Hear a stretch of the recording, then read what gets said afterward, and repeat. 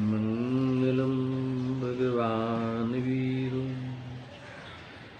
मंगलम गौतमघणि मंगलम कुंद कुंदारि जैन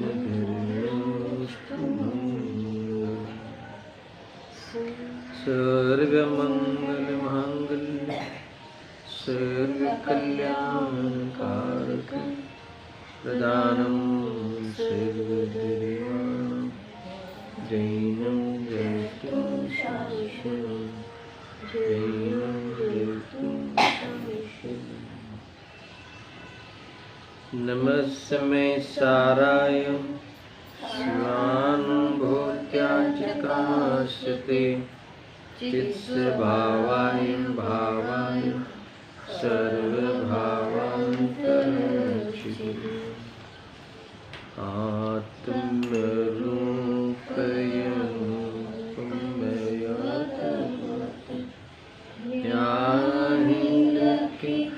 भवसिन्धुतरो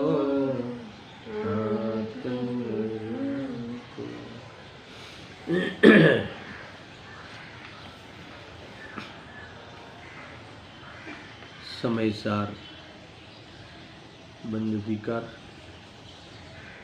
275 गाथा का स्वाध्याय प्रारंभ करते हैं। इसमें जो 272 के बाद अभव्य को लेकर आचार्य देव ने 3 गाथाएं लिखी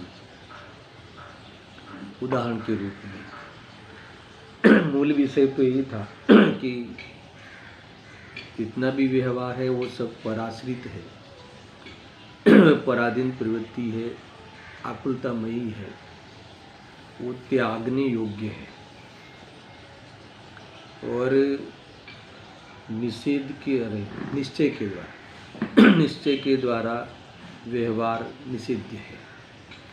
निश्चय के द्वारा ही व्यवहार का निषेध किया जा सकता है। तो व्यवहार को जो त्याग की बात कही, व्यवहार नए की विषय वस्तु अर्थात व्यवहार धर्म की जो त्याग की बात कही, कभी किसी को ऐसा लगे कि इसको त्याग की बात क्यों करते हैं, इसलिए करते हैं कि उस परिणाम के रहते हुए पहले तो उस परिणाम का पक्ष रहते हुए धर्म की शुरुआत नहीं होती। पक्ष छूट जाने पर भी जब तक परिणाम का लक्ष्य रहता है, उपयोग वहाँ रमता है, तब तक पूर्ण शुद्ध उपयोग नहीं होता। कोई कहे कि नहीं, हमें तो ऐसा लगता है कि उसकी सहाय से होता है कार्य, व्यवहार की सहायता से होता है। तो वो भ्रम निकालने के लिए आचार्य देव ने उस जीव को यहाँ बीच में ले आए, अभव्य को, कि जिनेन्द्र भगवान ने कहा हुआ संपूर्ण व्यवहार वो निरतिचार पालन करता है। ज्ञान में भी कुछ 11 अंग तक ज्ञान खुल जाता है कभी, तो भी इसके इस मुक्ति के मार्ग में प्रवेश नहीं करा सकता, विपरीतता का अभाव नहीं करा सकता। जब तक वेद ज्ञान नहीं करे, शुद्धात्मा का आश्रय न लेवे, तब तक ये कार्य का प्रारंभ नहीं होता। और अभव्य जीव कभी शुद्धात्मा का आश्रय लेने वाला नहीं है, इसीलिए शुद्धात्मा के आश्रय में कुछ मदद करता हो व्यवहार ऐसा नहीं बनता। अब इसको लेकर कई 2 गाथा पे विस्तार से चर्चा हुई। अब तीसरी गाथा 275 नंबर की, इसमें शिष्य पुनः पूछता है कि अभव्य को तो धर्म का श्रद्धांत तो होता है, फिर भी यह क्यों कहा गया है कि उसके श्रद्धांत नहीं है। कुल मिला के इनको धर्म का श्रद्धांत है ऐसा तुम्हें कैसे लगा। उत्थानी के सामने समझाने के लिए मैंने एक प्रश्न रखा, तर्क रखता हूँ कि अभव्य को धर्म का श्रद्धान है ऐसा तुम कैसे कह सकते हो? तो वो इसलिए कह रहा है, शिष्य इसलिए कह रहा है कि इतना इतना त्याग करता है, तप तपता है, इतना ज्ञान करता है, फिर बिना धर्म के श्रद्धान को कैसे हो सकता है? कोई इतना उपवास करे, तप करे, घर को छोड़े, कुटुंब कबीलाओं को छोड़े, तो बिना धर्म की श्रद्धा ऐसा कैसे कर सकता है? यानी धर्म की श्रद्धा उसको ही तो खोलना है, उसको ही तो खोलना है कि उसको कौन से धर्म की श्रद्धा है, वो उसका तो जवाब है। वो ये शिष्य वहाँ से पूछता है कि जो वो मानता है ना धर्म, यानी उसको धर्म की आस्था नहीं होती, ये जैन धर्म की आस्था नहीं होती, तो ये सब क्यों छोड़ता? यानी ये धर्म का श्रद्धान ही नहीं आप कह रहे हो, आप तो कह रहे हो कि धर्म ही नहीं है, उसे धर्म ही नहीं है। समझ में आया ना? क्योंकि ये शिष्य वहाँ से ही अभी भी देख रहा है कि इतना इतना तो करता है, इतना इतना तो करता है, इतना त्याग करता है, इतना ये करता है, तुम करके दिखाओ, एकाध उपवास करके दिखाओ, ऐसा भी कह दे।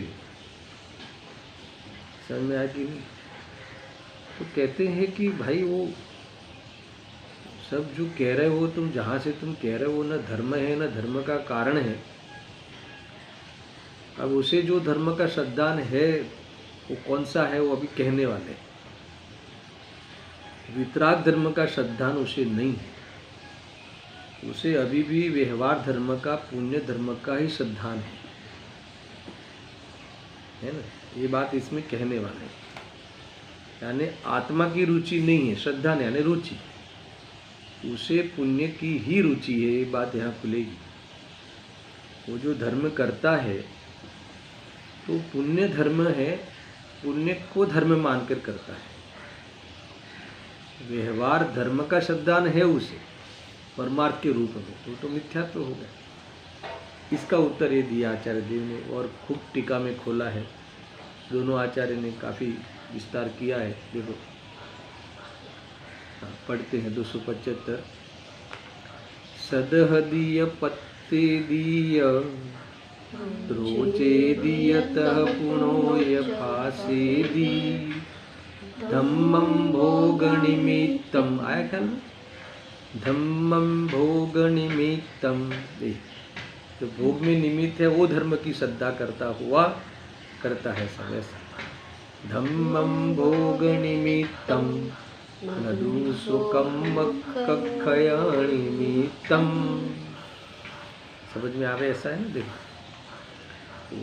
धर्म को श्रद्धे प्रतित रुचि अरु स्पर्शन करे, तो भोग हेतु धर्म को नहीं कर्म क्षय के हेतु को। आया ख्याल में? तो ये क्या लिखते हैं? वे है यानी अभव्य जीव भोग के निमित्त रूप धर्म की ही श्रद्धा करता है, उसी की प्रतीति करता है, उसी की रुचि करता है और उसी का स्पर्श करता है। आचार्य देव कह रहे हैं कि तू कह रहा है वो सही है, धर्म का श्रद्धान करता है, और कौन से धर्म का श्रद्धान करता है? कि जो भोग के निमित्त रूप धर्म, ये कौन सा धर्म? उसको भी धर्म कहते, समझ में? भोग के निमित्त रूप धर्म, भोग में भोग की व्यवस्था मिलना, भोगों की उपलब्धि होना, भोगों का लाभ मिलना, इसमें कौन सा धर्म निमित्त है? आया ख्याल? तो क्या पुण्य धर्म निमित्त है, व्यवहार धर्म निमित्त है। भगवान की पूजा पाठ आदि से भोग की सामग्री मिलती है, ये कहना है। मोक्ष नहीं मिलता, उसे अहमिंद्र आदि पद मिलते हैं। समझ आया ना? तो नैमिक विवेक में के योग्य वहाँ भोग की सामग्री मिलती है। अहमिंद्र यानी क्या? और उस धर्म का लक्ष्य करके उसे धर्म मानकर, है ना, वह प्रवर्तन करता है, अनुष्ठान करता है, स्पर्श करता है, ये लिखा है ना। जो भोग के निमित्त रूप धर्म की ही श्रद्धा करता है, अर्थात प्रतीति करता है, रुचि करता है, और क्या लिखा है, स्पर्श करता है, यानी आरूढ़ होता है, उसी में ही वेदन करता है, पंडमन करता है, ऐसा। परंतु अब कौन सा धर्म की श्रद्धा नहीं है, कौन से धर्म की प्रतीति नहीं है, कौन से धर्म में आरूढ़ नहीं है, तो सुनो। परंतु कर्म क्षय के निमित्त रूप धर्म को, अब कर्म के क्षय का निमित्त कौन है, वितराग धर्म, वितराग धर्म शुद्धोपयोग रूप धर्म है ना। उस अर्थात कर्म क्षय के निमित्त रूप धर्म की तो न तो श्रद्धा करता है, न उसकी प्रतीति करता है, न उसकी रुचि है, न उसमें आरूढ़। बस वो तो बाहर के पालन पोषण में, बाहर के व्यवहार के पालन में व्यस्त रहता है, धर्म मानकर। उसमें कसाई की मनता होने से वो पुण्य रूप धर्म है, उसे भी धर्म कहा है ना। ये अभूतार्थ रूपी धर्म, ऐसा लिखा टीका में। तो ये धर्म जो है ना, कैसा असत्यार्थ धर्म, उसका श्रद्धान करता है। आत्मा का जो धर्म है, आत्मा का जो स्वभाव है, उसकी न रुचि करता है, न प्रतीति करता है, न उसे ज्ञान है, अर्थात न विज्ञान करके उसे अपनाता है, समझा ना। इसीलिए वह जीव वास्तव में तो एक प्रकार से कर्म क्षय को प्राप्त नहीं होता, यहाँ कहते। इसलिए आगे आए ना, मोक्ष का श्रद्धान नहीं करता, वही बात आई ना, आत्मा का श्रद्धान नहीं करता, तो फिर किसका श्रद्धान करता है, संवर का श्रद्धान नहीं करता, तो आश्रव को संवर मानकर, शुभाश्रव को संवर मानकर श्रद्धान करता है, समझ में। दैहिक क्रिया को जीव की क्रिया मानकर, है ना, श्रद्धान करता है, ये कर रहा है। ज्ञान की क्रिया होते हुए भी ज्ञान की क्रिया पे ध्यान नहीं, ये है। देखो कितनी भाषा में सब जानता है, बुद्धि में सब जानता है, मगर श्रद्धान में नहीं लाता। मूल बात तो इतनी, श्रद्धान में नहीं लाता। ये हम सबके लिए बीमारी है, सब जानते हुए श्रद्धा नहीं करते। देखो ये बहुत बड़ी बात है कि श्रद्धा क्यों नहीं करते। देखो हमें पता नहीं है कि मैं कमा नहीं सकता, हमें पता नहीं है कि धन आता है वो उद्देश्य, पुण्य के उद्देश्य से आता है। क्या हमें पता नहीं है कि वो धन आ जावे तो उसमें सुख नहीं है? क्या हमें पता नहीं है कि एक द्रव्य दूसरे द्रव्य का कर नहीं सकता, एक दूसरे का हो नहीं सकता? पता तो सब है, बस सारा काम इसके विरुद्ध में पता होने पर भी श्रद्धान कहाँ है? उससे उल्टा श्रद्धान करके ही तो हम प्रवर्तन करते हैं,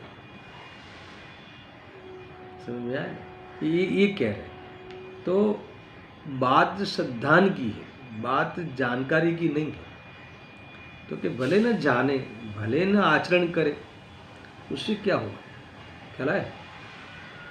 ये बात है यहाँ पे। देखो जोरदार बात है, टीका पढ़ता हूँ, है बहुत सरल सरल, मगर कितना खुलासा है। देखो, अभव्य जीव नित्य कर्मफल चेतना रूप वस्तु की श्रद्धा करता है, किंतु नित्य ज्ञान चेतना मात्र वस्तु की श्रद्धा नहीं करता।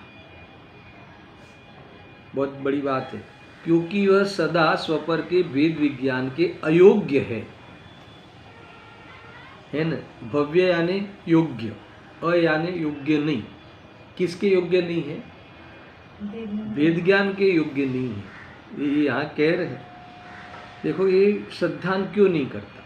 क्योंकि वह नित्य कर्म फल रूप चेतना का ही श्रद्धान करता है। कितना नित्य, नित्य ने हमेशा, कायमी, कायमी कर्म फल चेतना रूप वस्तु। कर्म फल चेतना यानी बाह्य में जो शुभ भाव का फल आता है ना, शुभ भाव रूप में जो, अथवा अनुकूलता में जो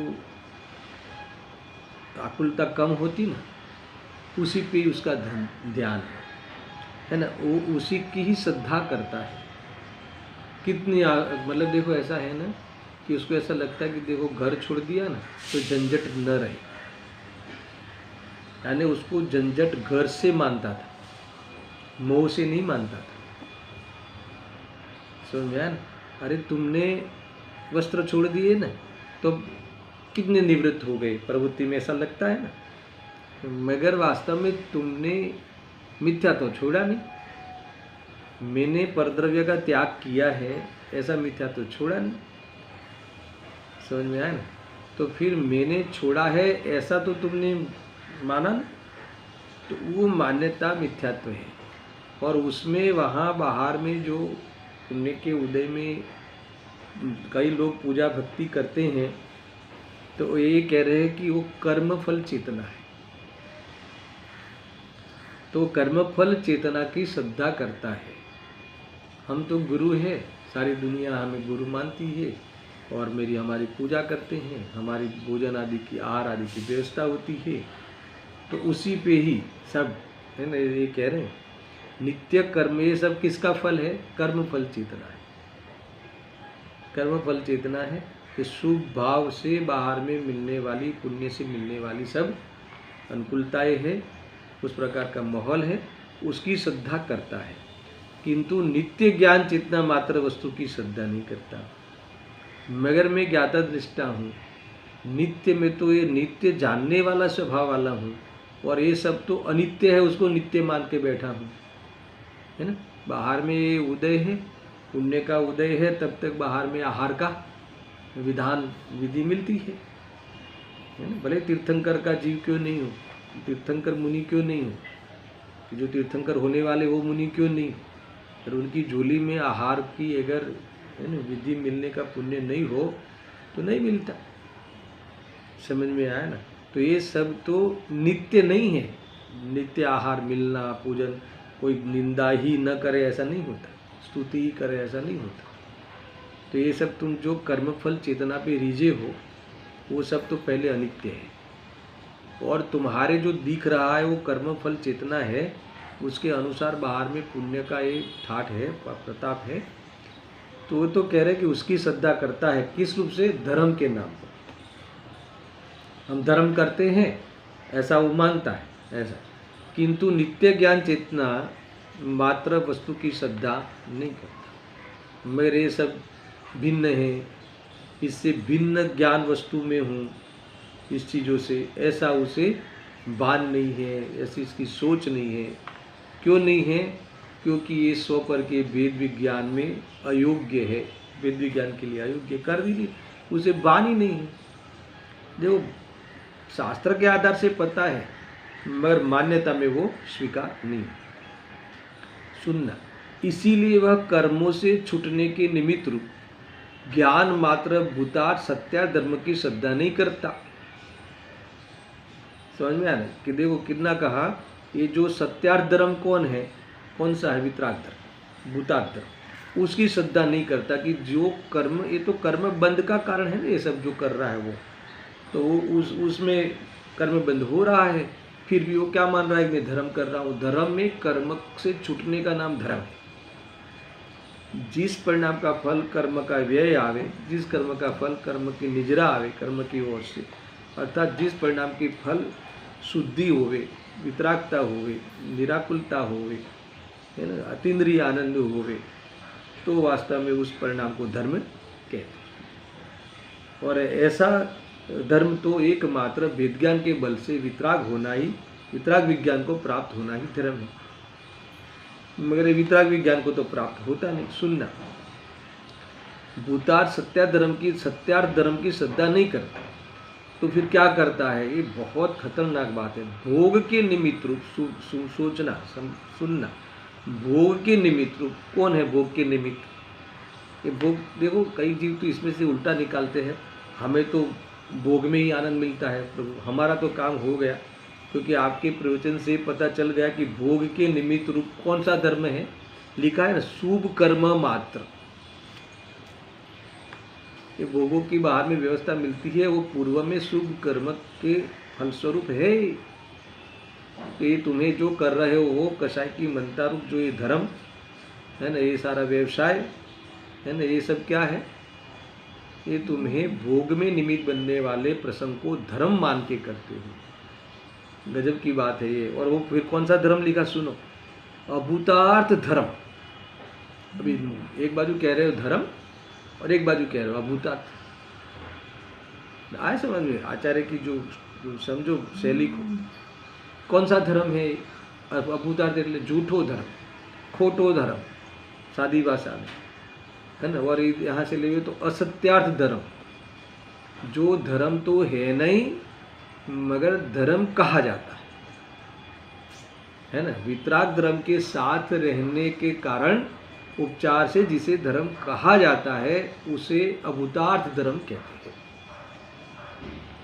समझ में। अब जो अभूतार्थ धर्म है तो उसका फल क्या आएगा, उसका फल वितरागता तो नहीं आएगा, कर्मक्षय तो नहीं आएगा, तो उसका फल कर्म का बंधन आएगा। तो इसका श्रद्धान करता है। गजब की बात है। देखो ऐसा है कि एक प्रकार से पुण्य की रुचि पड़ी है अंदर अंदर। मैंने एक बार आपको पहले कहा था शायद कि आत्मा की रुचि नहीं है, आत्मा की रुचि नहीं है ऐसा हमें नक्की करना हो हमारे लिए।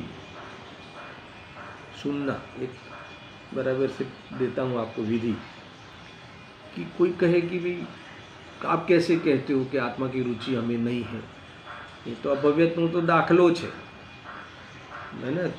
कहना है तो हमारे लिए कह रहे हैं कि अगर तुम भी आत्मा की रुचि के बिना ये सब काम करते हो, पूजा पाठ आदि, तो ये सब अभूतार्थ धर्म को धर्म मानकर करते हो तो कर्मक्षय का निमित्त नहीं बनता, भोग में निमित्त बनता है, ये यहाँ कह रहे हैं। इसीलिए तुम्हें धर्म का श्रद्धान नहीं, क्योंकि जो धर्म है वही खबर नहीं है।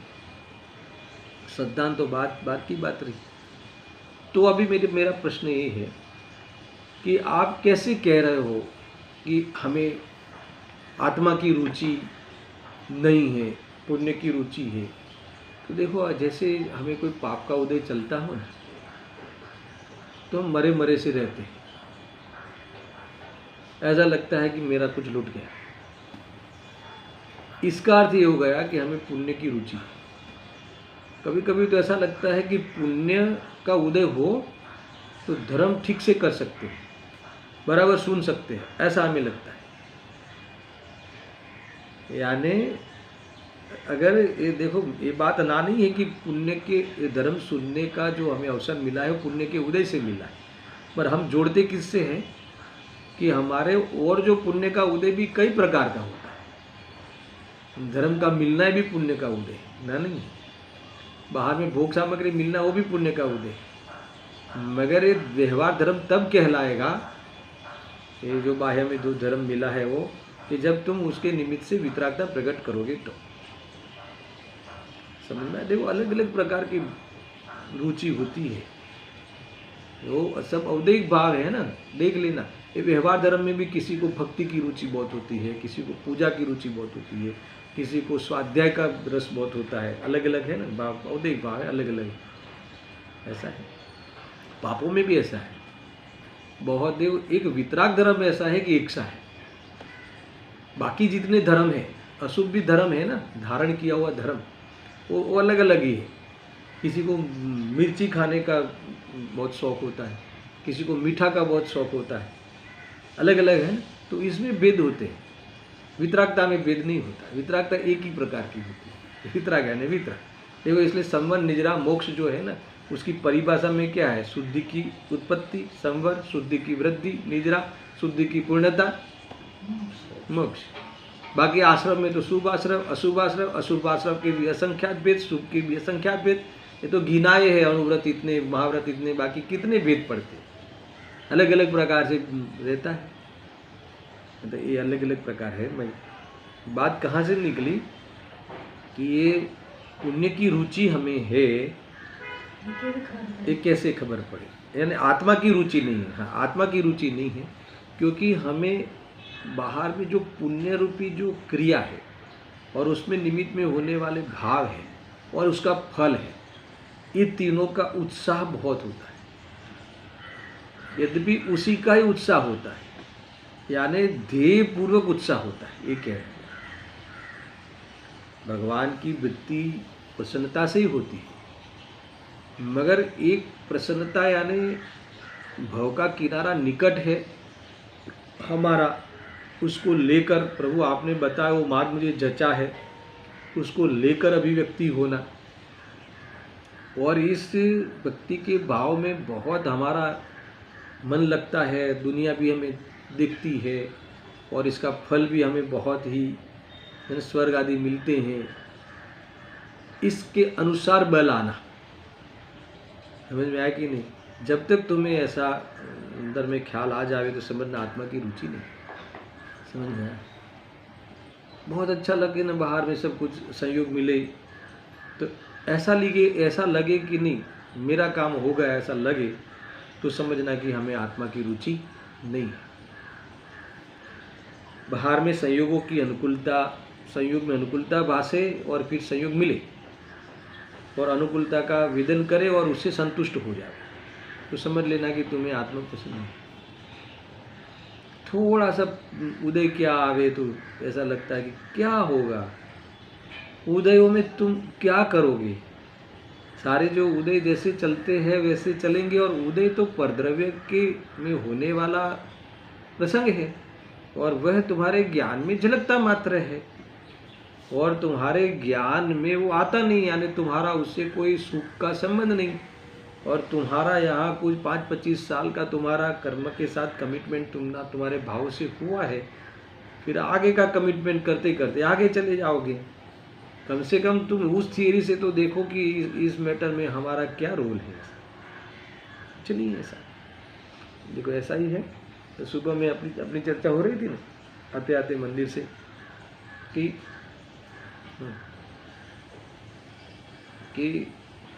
जैसे बता रहे थे कि भी जैसे कोई बच्ची होती है तो अन्य जो कास्ट में शादी हो जाती है तो फिर वहाँ अन्य कास्ट यानी जो सारे मांसाहारी घर हो वैसा हो, जीवन पूरा हो गया जैसे उसका। तो मैंने कहा कि देखो, फिर आपने ये कहा कि भी पंचम काल में ऐसे आते रहेगा, पर मैं कह रहा हूँ कि सब रहेगा, मोक्ष मार्ग भी तो रहता है। अगर वो उसकी अधिकता बहुत दिखे हमें दुनिया में संसार मार्ग की, मगर मोक्ष मार्ग का भी तो लोप नहीं होता। और हमारा जो प्रयोजन है वो मार्ग तो खुला है। सुनना मेरा जो कहना है, जो मैं जो कह रहा हूँ, क्यों दुनिया की हम परवाह करें? क्यों हम अपने इस सहयोग में रहने वाले बच्चों की परवाह करें? क्यों हम अपने सहयोग में रहने वाले शरीर की परवाह करें, जबकि हमें मुक्ति के मार्ग में इससे मैं भिन्न हूँ ये तय करके इससे भिन्न वस्तु, ज्ञान वस्तु जो आत्मा है उसका अनुभव करना है। तो वो मार्ग तो अभी भी खुला है, मार्ग खुला है, वो तक अभी भी है, उसकी योग्यता भी है, उसके समझाने वाले भी है, उसमें प्रवर्तन करने वाले भी है, और तुम्हारी पर्याय में योग्यता भी है। अब उसमें कहीं भी खोट हो तो बताओ, है ही नहीं। मगर तुम्हारा हमारा वो एजेंडा ही नहीं हो, हमारा एजेंडा मात्र पुण्य का ठाठ बाहर में बस मिले, आम हो आम हो, कितना भी समझने के बाद, समझाने के बाद, है ना, निष्कर्ष ये नहीं आवे, और निष्कर्ष ये आवे कि ये बराबर है, ये तो चलते रहेगा, मगर बाहर में जरा ये हो, इस साल में इतना कर लेवे, इस साल में इतनी बाहर में साहिबी मिल जावे, और यही प्रयोग यही हो रहा है। वो कभी एम नहीं होता, उसका कभी टारगेट नहीं होता, क्योंकि वो तुम्हारे बस की बात नहीं है, तुम्हारी है ही नहीं। बस की बात क्या है? तुम टारगेट अपना कर सकते हो। टारगेट तुम ये कर सकते हो कि मुझे सम्यक दर्शन से जीना है, सम्यक दर्शन के साथ रहना है, मुझे मुक्ति के मार्ग में ही प्रयास करना है, और मुझे उस मार्ग में भी आगे बढ़ना है। मगर हमें इसका रस क्यों नहीं आता? क्योंकि हमें मुक्ति में आनंद है ऐसा भाषित नहीं हुआ है। यही अभव्य की यही बात है कि उसे व्यवहार धर्म की ही रुचि है। ये कितना स्पष्ट लिखते हैं, भोग के निमित्त भूत जो धर्म है उसकी तो श्रद्धा करता है। देखो अभी ये उससे भोग की सामग्री मिलती है, उसे पता भी है, मगर वो व्यवहार धर्म निश्चय धर्म वालों को साथ में रहता है जब तक पूर्णता नहीं हो, पर इसने वो निश्चय तो देखा ही नहीं और व्यवहार धर्म की श्रद्धा करता है और इतना पालन करता है बाकायदा, तो इसी की प्रतीति करता है, उसका श्रद्धान करता है। मगर भाई ये तो तेरे भोग के निमित्त भूत है, ये तेरे कर्मक्षय के निमित्त भूत नहीं है ना। उसने पूछा था ना शिष्य ने कि उसे किसका श्रद्धान है, धर्म की श्रद्धा तो है, तो कहे ना, मगर निमित्त के भोग के निमित्त रूप धर्म का श्रद्धान है। यहाँ कौन सा शब्द दिया है, अभूतार्थ, शुभ कर्म मात्र भोग के निमित्त रूप शुभ कर्म मात्र अभूतार्थ धर्म की श्रद्धा करता है। इसीलिए वह अभूतार्थ धर्म की श्रद्धा प्रतीति रुचि और स्पर्शन से ऊपर के ग्रहवेग तक के भोग मात्र को प्राप्त होता है। आया ना, उससे क्या मिलता है, देखो ये तो क्या कहे, है ना। निरतिचार पालन करता हो, समझ में आया कि नहीं, तब जाके वो वहाँ की उपलब्धि होती है। और फिर भी जो सम्यक दर्शन के साथ वितरागता के साथ जो पुण्य होता है, और वो पुण्य का फल तो इसको कभी नहीं मिलता, है ना। ऊपर के जो विमान है, नवमी ग्रह के ऊपर के जो सर्वासिद्धि आदि, वहाँ तो पहुँच भी नहीं पाते। वहाँ ज्ञानी पहुँचते हैं, मगर ज्ञानी को उसका रस नहीं। समझ में आया कि नहीं, ज्ञानी को उसका रस नहीं। बहुत कुछ बातें भाई लेना है।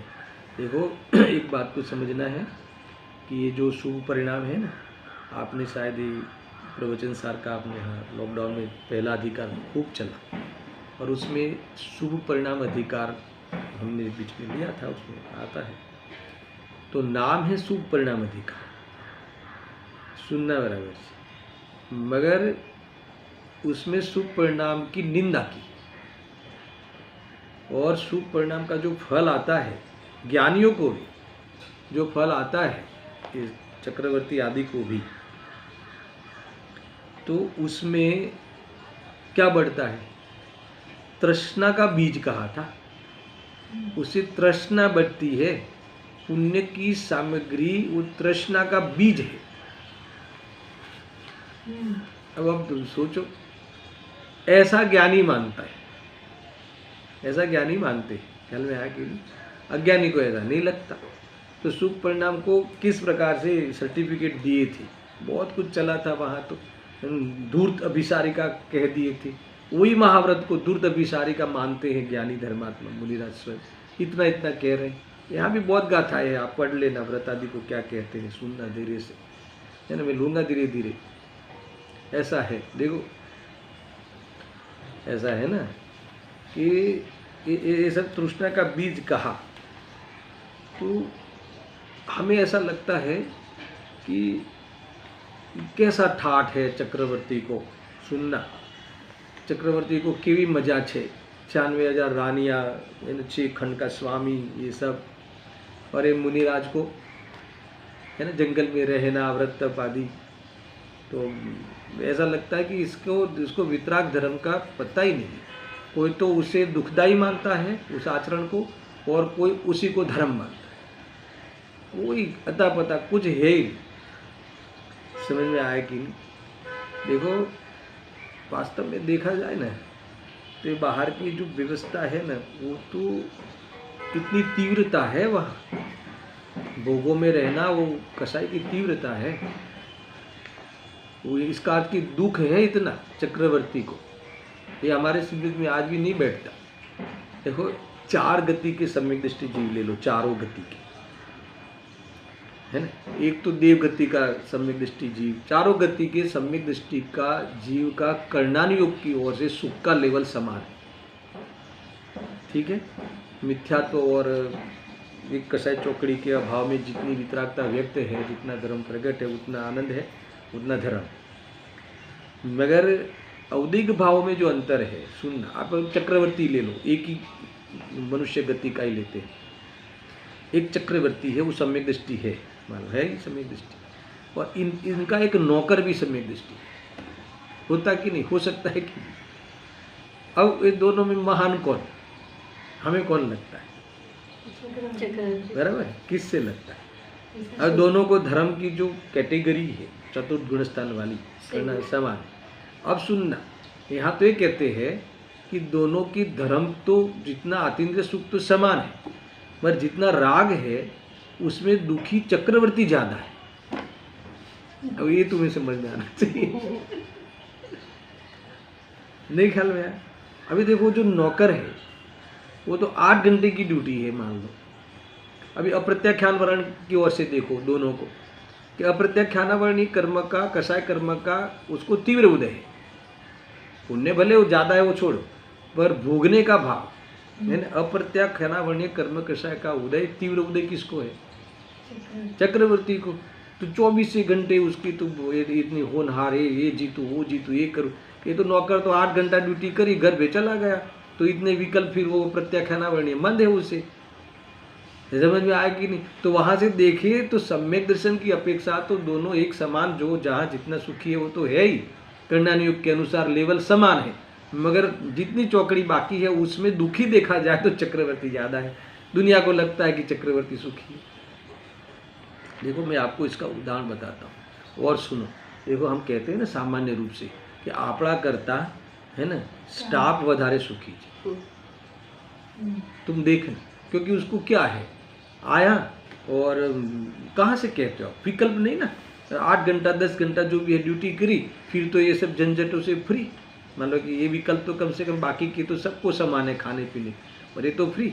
मगर ये व्यापार, ये सेठ तो 24 घंटा चिंता करता है, रात्रि में भी चिंता करता है कि क्या हुआ होगा अथवा कल क्या भाव खुलेगा, इसको चिंता है कि तो क्या क्या हुआ। तो अब एक बाजू हम ये कहते हैं कि सुखी कौन વધારે છે? આપણા करता આપણો नौकर વધારે सुखी है। फिर दूसरा, इसको नींद तो अच्छी आती है, हमें तो नींद भी नहीं आती इतने विकल्पों से। तो ये क्या है फिर, इसको कहाँ से तुम मापोगे? समझ में आया? तो ये अप्रत्याख्यानावर्णी की ओर से देखे तो ये चक्रवर्ती, ये जो शुभ भाव है जो है ना, वास्तव में ये पद मिलने वाले हैं है ना, वो जो भी सेठिया बनेगा जो भी ये है ना, तो ये चक्रवर्ती पद तो मिलता नहीं बिना सम्यक दर्शन। सम्यक दर्शन के साथ रहने वाले पुण्य में सब पदे मिलते। और बड़ा सेठ हो जावे, नैमी ग्रह में एक में हमिंद्र हो जावे, तो कितना परिणाम, कितना विकल्प रहता है वहाँ। समझ में आया कि नहीं? तो ये कोई सुख का है ना आधार नहीं है। इससे बहुत कुछ बातें हैं भाई, आप सोचना। तो ये हमें मन में पानी आता है कि अरे अच्छा है, किन इनको कितना अच्छा। धर्म के अलावा कुछ भी अच्छा सच्चा नहीं होता। कौन सा धर्म? जो कर्मक्षय में निमित्त बनता है, ऐसा वितराग धर्म। मगर वो धर्म की श्रद्धान अभव्य जीव, अर्थात तो कई भव्य जीव है, मगर जब तक इस धर्म की श्रद्धा नहीं करते तब तक पंच परावर्तन में जुड़े हुए हैं, चाहे भव्य हो तो। समझ में आया कि नहीं? अभव्य तो एक दाखला दिया, यहाँ तो भव्य को भी लागू पड़ेगा। भव्य भी इसी में रह के अनंत बार इसने भी पीछी ले ली, मुनि बना मगर मोक्ष नहीं गया। भव्य जीव क्यों नहीं गया? क्योंकि आत्मा का ज्ञान नहीं किया, निश्चय ने की विषय वस्तु का आश्रय लेकर व्यवहार का त्याग नहीं किया, व्यवहार को छोड़ा नहीं, व्यवहार को दृष्टि में भी नहीं छोड़ा, और वो उस जीवन में संतुष्ट रहा। कैसा है? स्वाध्याय करने वाले की भी दुर्दशा क्या है वो बता रहे हैं ज्ञानी। तो स्वाध्याय बन की खुश नहीं हो जाना, तो बहुत स्वाध्याय થાય છે है ना। लॉकडाउन में कोई મળે तो बहुत सारा दिवस हो गया, શું થયું है ना। लॉकडाउन फड़્યું એમ કહે છે ને। लॉकडाउन में हमारा तो बहुत स्वाध्याय, रोज पहले 3 घंटा सुनते थे, अभी 6 घंटा सुनते। तो क्या हुआ इससे? 6 घंटा सुन के किया क्या वो बताओ। देह से आसक्ति छूटी, देह की बुद्धि छूटी। हाँ, धर्म मान। तो बताओ कि इसने अधर्म किया कि धर्म किया? अधर्म बढ़ाया कि धर्म बढ़ाया? अगर स्वाध्याय बढ़ाने को धर्म बढ़ाना मानता है तो इसने अधर्म बढ़ाया। अब ये बात गले कैसे उतरे? बात ख्याल में आवे? पहला करता स्वाध्याय વધ્યું ने। हाँ, मगर वेद ज्ञान नहीं करे। पर हमें क्या लगता है कि नहीं पहला करता तो। देखो एक उपचार कथन है, व्यवहार कथन है, प्रेरणादायी कथन है, क्योंकि एक माध्यम है ना, ये माध्यम है तो उस फील्ड में जब रहेगा और वेद ज्ञान करेगा तो काम होगा, पर उस फील्ड में ही रहे मात्र और जीवन निकाल दे पूरा, जीवन क्या भव, अनंत भव निकाल दिया इसने, तो कुछ नहीं। और क्यों? क्योंकि उसे वितराग धर्म का श्रद्धान नहीं है, उसे तो है ना जो अभूतार्थ है, शुभ भाव रूप जो धर्म है, शुभ भाव रूप धर्म यानी धारण किया हुआ जो परिणाम है, अर्थात शास्त्रों में उसे व्यवहार धर्म का नाम देते हैं, उसी का ही धर्म रूप से श्रद्धान है, उसी की प्रीति है ना, उसका उसी में ही अनुष्ठान है, उसी में ही रमता है। इसीलिए यहाँ कहते हैं कि उससे तो नैमी ग्रैव्य तक भोग मात्र को प्राप्त होता है, परंतु सुनना किंतु कभी भी कर्मों से मुक्त नहीं होता। और धर्म इसे कहते हैं कि जिसके निमित्त से कर्म का क्षय हो। तुम ये फॉर्मूला है, तुम जो कर रहे हो, जो धर्म कर रहे हो, धर्म कर रहे हो, जो भी धर्म कहो ना, कोई टेंशन नहीं, कहो धर्म कर रहे हो, तो उससे कर्म का क्षय होता है कि नहीं वो चेक करो। कैसे करोगे? क्योंकि करो ना चेक, कर्म का क्षय कहाँ हो रहा है, कर्म बंद हो रहा है, कैसे बंद हो रहा है? क्योंकि शुभ भाव है और शुभ भाव से तो उपयोग भी बंधता है। सबसे पहले तो उपयोग बंधा, उपयोग एंगेज हुआ है ना, और उपयोग एंगेज हुआ तो उसका फल है ना, आगम से भी पता चला ना कि उसका फल तो कर्म बंध है। मुक्ति कहाँ हुई? इसके बारे में हमें सोचना चाहिए भाई। देखो हाँ, इसीलिए उसे भूतार्थ धर्म के श्रद्धान का अभाव होने से यथार्थ श्रद्धान भी नहीं है। क्या नहीं है? धर्म का श्रद्धान नहीं है। कौन सा है ना? क्योंकि भूतार्थ धर्म के श्रद्धान नहीं होने से उसे यथार्थ श्रद्धान भी नहीं है। ऐसा होने से निश्चय के द्वारा व्यवहार का निषेध योग्य ही है। उनको सिद्ध क्या करना है? बोल्ड में दिया वो। इसीलिए जितना भी व्यवहार है वो त्यागने योग्य है, इतना नहीं बोलते अभी आचार्य। निषेध निश्चय के द्वारा निषेध योग्य है, क्योंकि बहुत विचक्षण बुद्धि वाले होते हैं मुनिराज। व्यवहार निषेध्य छे, अधूरा कथन नहीं बोलते। अभी समझ में आ गया कि सामने वाला श्रोता गलत अर्थ निकालेगा। निषेध निश्चय के द्वारा व्यवहार नहीं निषेध्य छे, ये कहा ना। निश्चय के द्वारा व्यवहार नहीं का निषेध क्या है? क्या लिखा? बोलो। योग्य ही है, योग्य ज छे। व्यवहार नहीं त्यागवा निषेध करवा योग्य छे, पर साना आधार पर निश्चय नहीं के आधार। ये पूरा कथन है, ये पूरा प्रकरण है। अभी इसमें मुझे झगड़ा करके बताओ। इन्होंने तुम्हें न पाप में लगाया, न पुण्य की रुचि बताई, तुम्हें निश्चय में जाने को कहा, तो वितराग होने को कहे किसको? और उसे पसंद नहीं पड़े तो हम क्या करें? समझ में आया कि नहीं? उद्देश्य कहते हैं कि माँ हमें शू करिए, है ने? અમે તો તને વિતરાગ થવાનું કહીએ છીએ, है ને? રાગમાં ન રહે એટલા માટે તને કહીએ છીએ કે શુભ ભાવ ત્યાગ્ય છે, પણ તને વિતરાગ થવું ન ગમે।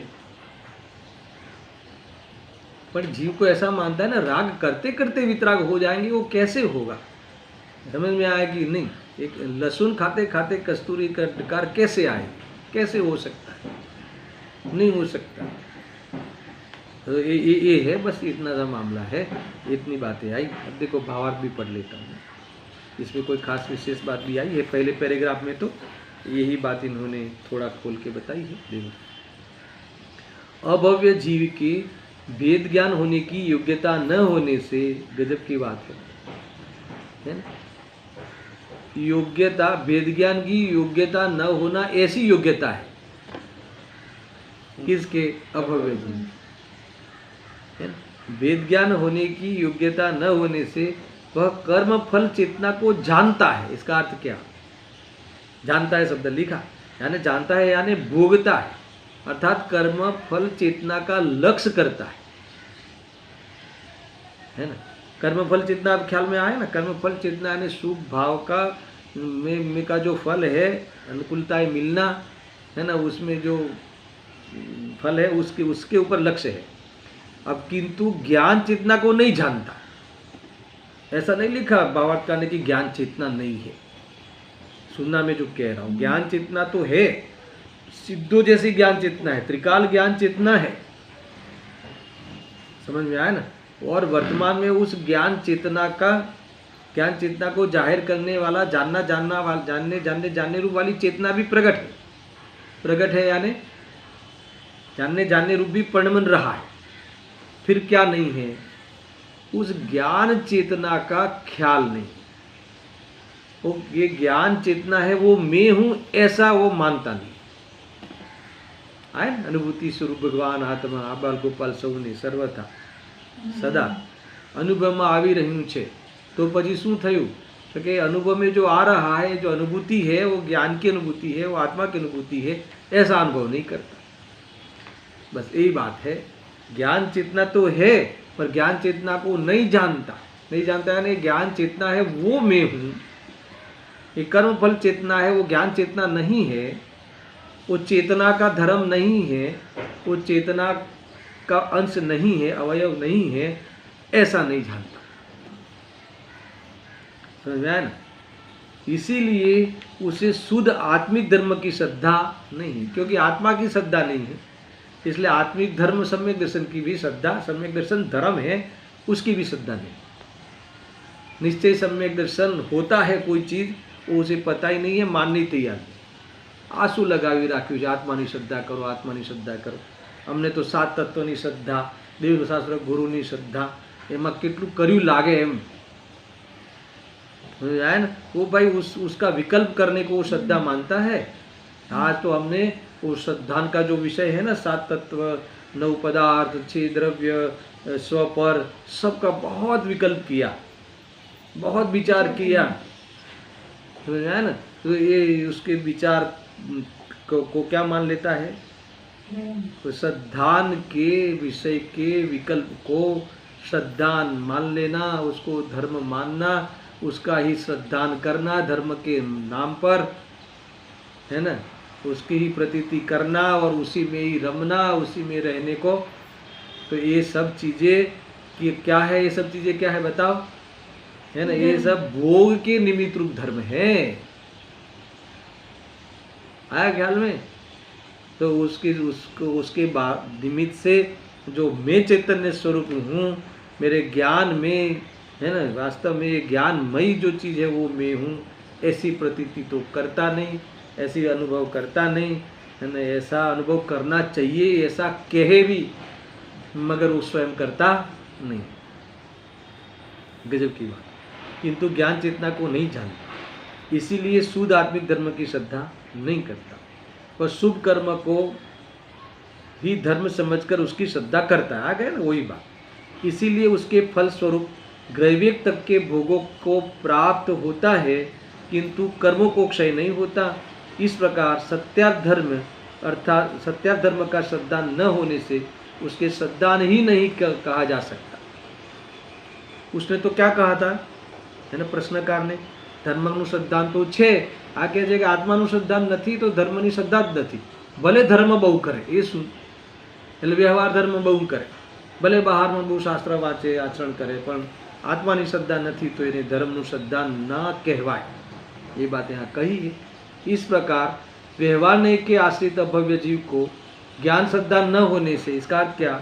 सम्यक ज्ञान श्रद्धा न होने से, सम्यक ज्ञान श्रद्धा होता नहीं है व्यवहार के आश्रय के कारण, इसीलिए निश्चय के द्वारा क्या आ गई मूल बात? व्यवहार का निषेध योग्य ही है। यहाँ तक बात आई है। अब ये जो और एक लिखा है वो पढ़ लूँ क्या मैं? एक पैराग्राफ कर लूँ? हाँ ठीक है, एक पैराग्राफ में कर लूँगा, आज जल्दबाजी में होगा। और फिर तात्पर्य वृत्ति भी तो बाकी, कल इसकी चर्चा होगी। गुरुदेव श्री के प्रवचन के आधार से भी कुछ अंश हम देखेंगे। इस प्रकार से गाथा का विशेष लाभ नहीं। सहजानंदी शुद्ध स्वरूपी अविनाशी आत्मस्वरूप, सहजानंदी शुद्ध स्वरूपी अविनाशी आत्मस्वरूप, सहजानंदी शुद्ध स्वरूप अविनाशी